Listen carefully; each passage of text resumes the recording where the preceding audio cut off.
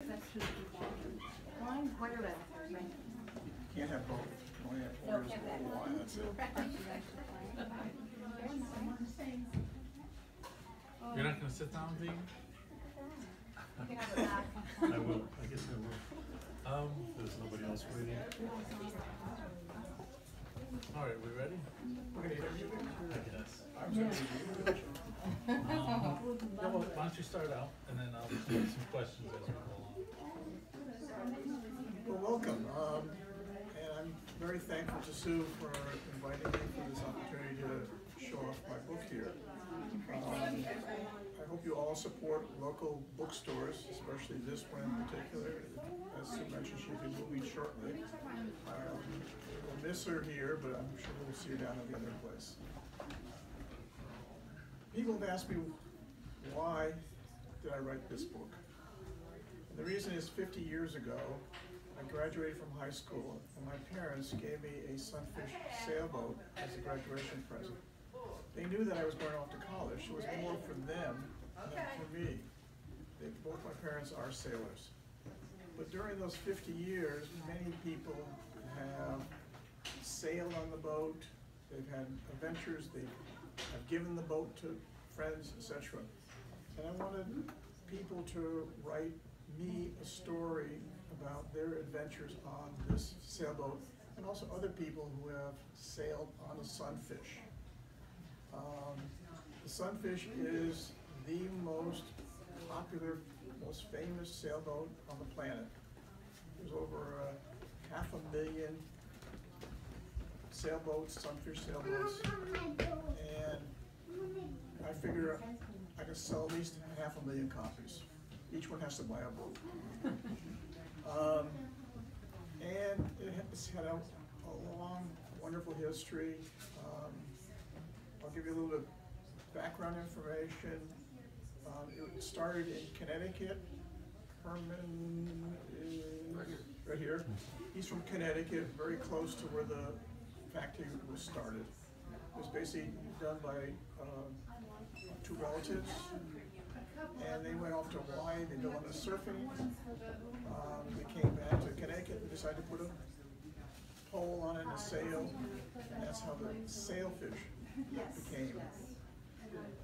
Then one of the wives of one of the owners of the company got pregnant, and she needed a place to put her feet, so they made a little cockpit, and that's what's on the Sunfish. That's one of the reasons why it's so popular, because it's very comfortable to sit there. You can do a lot of strange things with it. I just want to read little excerpts. Well, before we go into the excerpts, don't we talk a little bit about the book? Sure. Okay. You wanted to read just what, the intro? What, Why it's there, I don't know.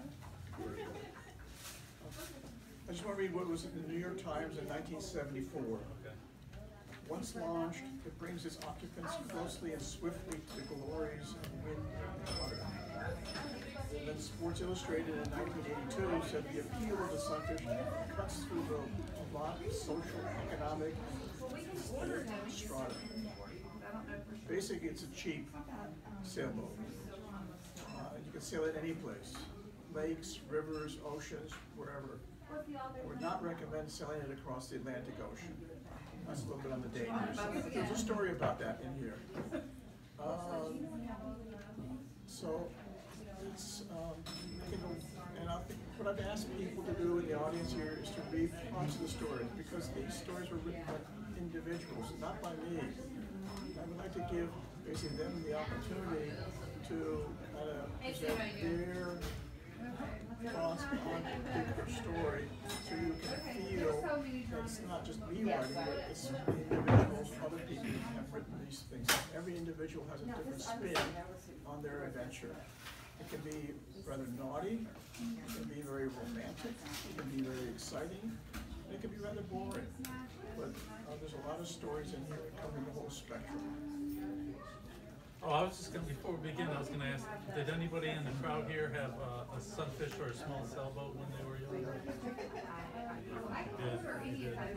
So it's like, is it nostalgia Sort of like an element of nostalgia to think about it. I went to a camp at Tech Thingy, and they're pretty small too, but not quite as big as But when you read, and I don't know if you've read any of the stories yet, but when you read the stories, there's a lot of the stories here surround almost falling out of the boat, or tipping it over, or in fact, I was going to ask you about that.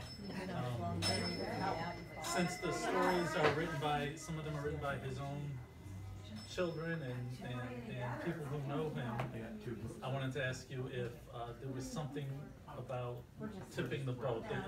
There seems to be a theme throughout several of the stories about tipping the boat. He wrote to me and said, the lesson from this book is don't sail with Stephan.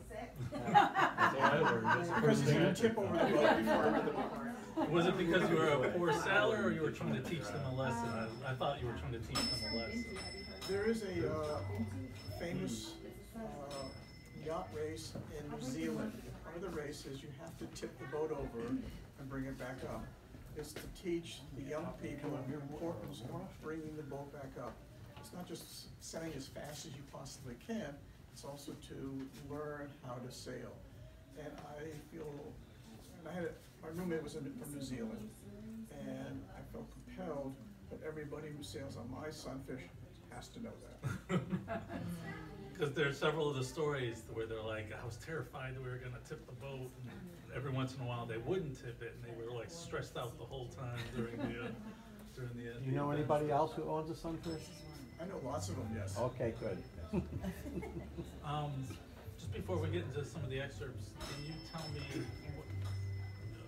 what was the genesis for you? I mean, I know you were thinking about it. Was it that your family members and other people kept coming to you with all these stories over the years, or was it difficult to gather all the stories together? And had this been something you've been planning a long time, is sort of what I'm asking, or did it just come to you one day and then you had to get it all together? Basically, I'm a big fan of National Public Radio. There's a particular radio show called StoryCorps. It's basically where a child interviews a parent, and that parent tells a story. And I think within everybody, there is a particular story, a very valuable story. I think it's very important to record that. And that's what I wanted here. I know a lot of people who have sailed, but I'm getting older, all right? I'm forgetting things. And I wanted people to write these things. So I basically forced 18 different people to write new stories. I don't want to do it now, it's boring, you know. And it's hard to write a story. And, I said, doesn't it be long? You know? But it's amazing the different variety. And as some of these stories I read, I'll tell you some of the background to it. They really touched my heart. These were dear friends, all of them, relatives, whatever. Every story meant a lot to me. And I wanted to share that story, just the same way StoryCorps shares the story to all the people that listen to the radio. Stephan and I are friends. We went to see the Ansel Adams exhibit at the museum recently, and the very last picture we looked at was actually the first, but we went in the wrong order. And the last picture, the first picture, was kind of a sloppy looking picture that Ansel Adams took with a Brownie camera, which is, everybody had one of those at one point. Anybody could use it, there was no adjustments, you just snapped the photo. And I was wondering if there was a parallel here. Ansel Adams started out with the Brownie, you started out with the Sunfish. Do you know of anybody in the book or elsewise who started out with the Sunfish and ended up being a sailing master or a yacht racer or anything like that? Well, basically my personal story is I started on the Sunfish. But then I fell in love with the idea of Vikings. So I went to London, they recommended I go to Norway. There was a Canadian guy there who was crazy, who built a replica of a Viking ship. So we sailed the Viking ship from Norway to England. It's in a museum now. It was crazy. A long ship it's not meant to go on the ocean. It's more dangerous than sailing this thing. Likewise, I've sailed around Cape Horn in their winter down there against the currents and so forth. I got stuck in the ice in Greenland. there is a crazy part to me. If you look at my shirt here, it says "shit for brains." But I think people, for example, there's a person I know who had a sunfish and bought a boat. He lived on it for 10 years, sailed around the world. Everybody has a little different spin on it. And I think the wonderful thing about the sunfish, it connects you to the water directly because it's so close to the water. Every wave you feel, every wind shift you feel.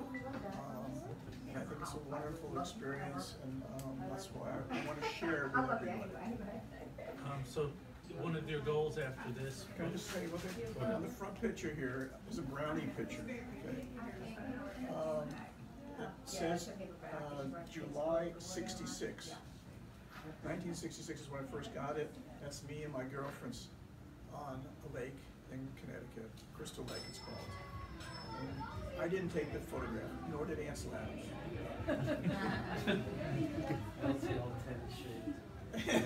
Well, there's almost there. I only had a couple more, and then we can get into the reading. Because so I came to the questions a few minutes ago. I had them all up here. By the way, I should introduce, this is David Leon. He's the associate editor of the weekly. He's won a lot of prizes recently in photography and his stories. He's a wonderful person who writes about things positively here in the community. Community news, we try to focus on the positive. There's still plenty of bad things going on, and people doing terrible things that we write about as well. The other thing I was going to ask is, so you mentioned it in the book. You mentioned collecting stories from additional people.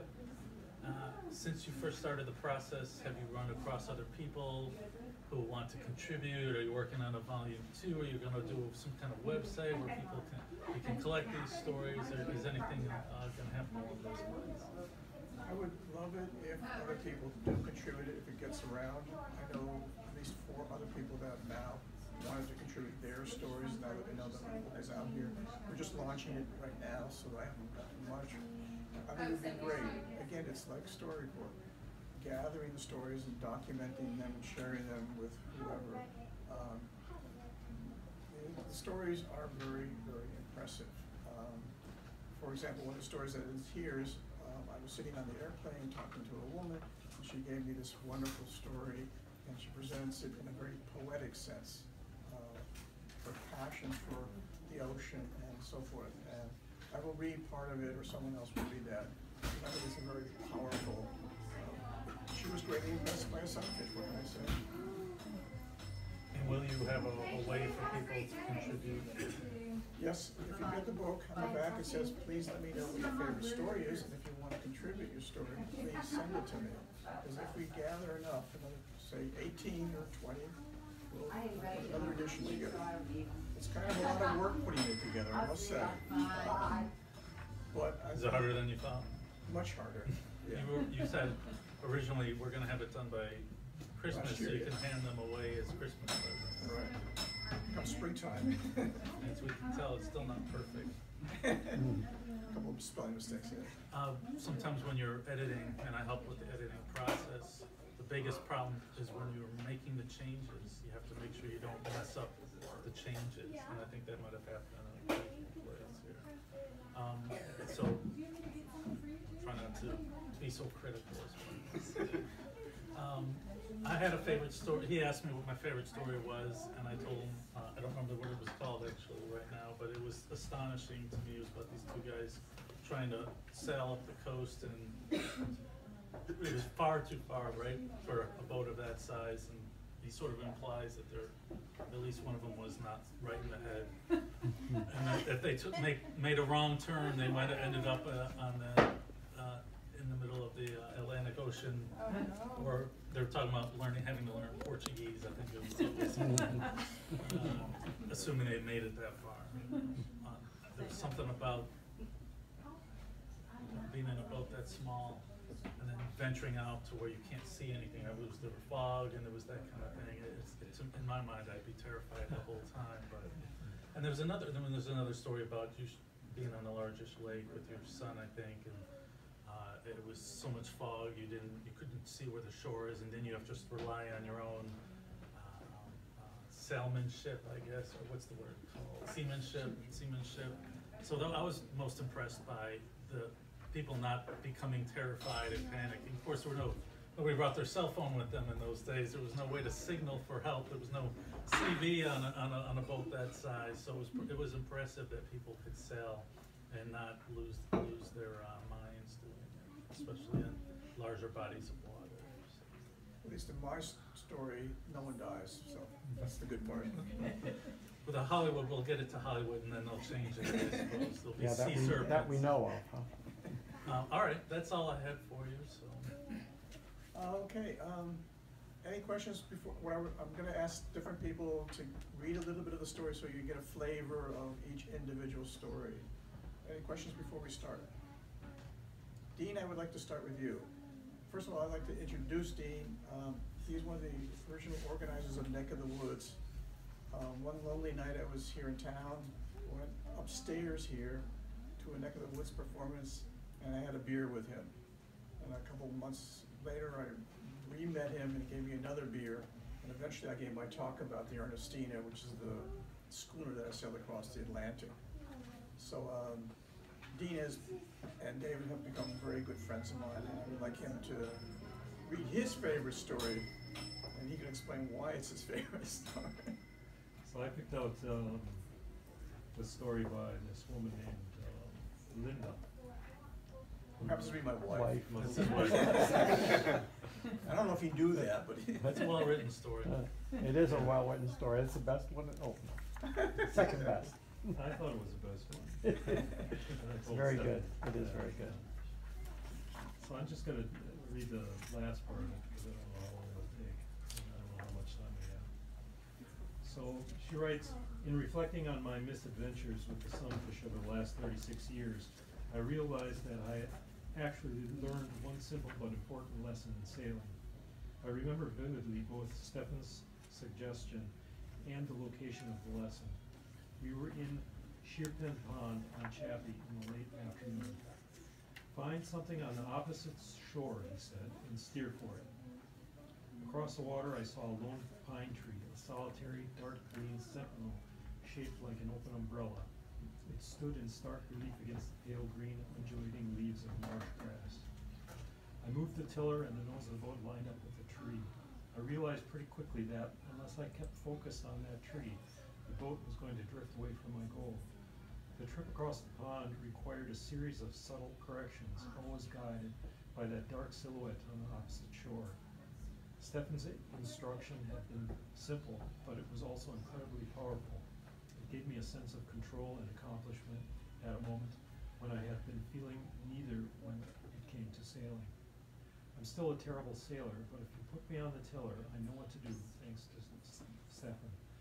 And when, in life beyond the water, I need to get to the other side of something, I just think about that tree waiting for me and guiding me from the far shore of Sheerpen Pond. Mm-hmm. Nice. she's a famous writer, so. Yeah, she's a great writer. Much better than I am. But What a does great, she write? a great life Can you lesson share as with them, well. what does she write? Great life lesson. Novels. No, fiction, romance novels. First couple of books were with Harlequin. 500,000 copies were sold. She is finishing up her trilogy of a boat which takes place on Chappaquiddick. It's basically a relationship between an Irish-American woman and a Native American. And you have to admire the front cover because I took the photographs of the front covers. So, but it's been a big success. She's presently in Seattle and probably will get an award for all her writing efforts. So I live in the shadows of this great writer. This is your effort to break free from that? To sail off into the distance. Herman, would you like to do yours? Sure. So I don't have any direct connection with the sailfish, Sunfish sailboat. But I happened to grow up one town away from the small city in Connecticut, where Alcourt, the company that made the Sunfish, was manufactured. And happened to know a couple people who worked there in the 1970s and 1980s. Just for reference, Waterbury, Connecticut is a very blue-collar, small city in Connecticut, once known as the brass capital of the world. They did a lot of manufacturing of brass products, including ammunition shells for many wars, probably from Civil War onward. So a very blue-collar city, and so it's not surprising that a product like the Sunfish came from a town like that.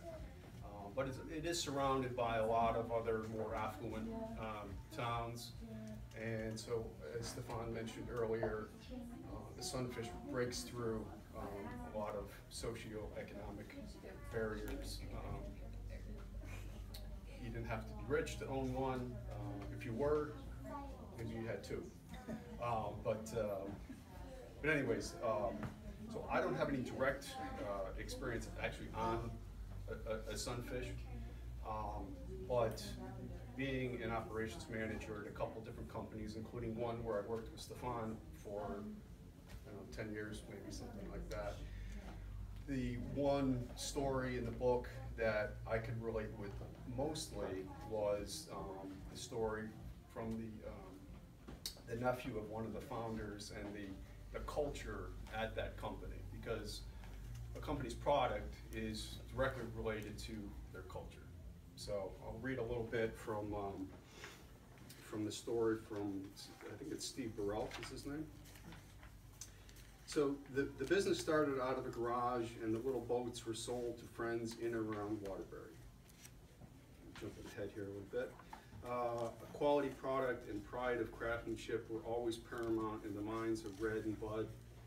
They always hired people with their same passions and then treated them well. Their first foreman, Carl Minot, stayed with the company for years. One day each summer, the shop would close down and everyone would go to a local lake for an outing. During the day, everybody went out on the Sunfish. For many of the workers, it was the first time they had been on any kind of sailboat, but the experience let them see fully what they were producing and how the final product worked. This served to increase the pride each member took in the job he did. This ubiquitous little boat, born out of a couple serendipitous events, has become the largest and most populous sailing class in the world. And more than that, it has touched the lives of hundreds of thousands of people. Yes, everybody has a Sunfish story. Let me just explain the title. There was a man who had, everyone has a Sunfish story, and he was going to put a magazine out and publish people's stories every month. That never took off. So I changed the everyone to everybody because it's a body of water. And that's how the title came about, basically by the suggestion from the nephew of the original owners and also the godfather. Thank you. Harry, you want to do your? Yes. I have a hard time understanding him. He and I work together, but he's an excellent writer. His last name is Yates. You know, if you know anything about Yates, you know. I'm Irish. It's a southern accent, you know. Yeah, that Stephan said we work for the same company, and we had the biggest problem because, you know, he cannot understand me, and because we work in a lot of noise, I can't understand him. Because, On purpose. Say in my southern dialect. But you know, anyhow, I'm intrigued because he's always coming up with things that nobody else notices. You know, the tiny details. And, you know, he was always